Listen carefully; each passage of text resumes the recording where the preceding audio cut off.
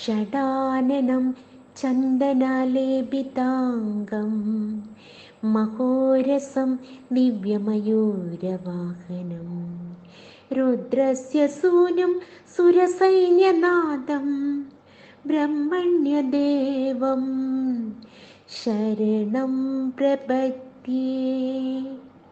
जाजल्यमानं सुरवृन्दवन्द्यं कुमारतारा तडमन्निरस्तं कदर्परूपं कमनीयगात्रं ब्रह्मण्यदेवं शरणं प्रपद्ये।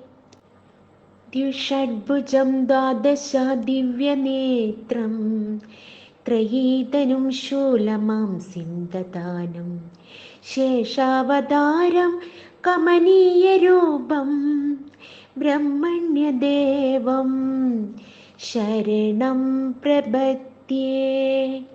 सुरारिहोरहव शोभमानं सुरोत्तमं शक्तिधरं कुमारं सुधार शक्त्यायुधशोभिहस्तं ब्रह्मण्यदेवं शरणं प्रपद्ये। इष्टार्थसिद्धिप्रदमीशपुत्रा मिष्टान्नदम्बोऽसुर कामधेनुं गङ्गोद्भवं सर्वजनानुकूलं ब्रह्मण्यदेवं शरणं प्रपद्ये।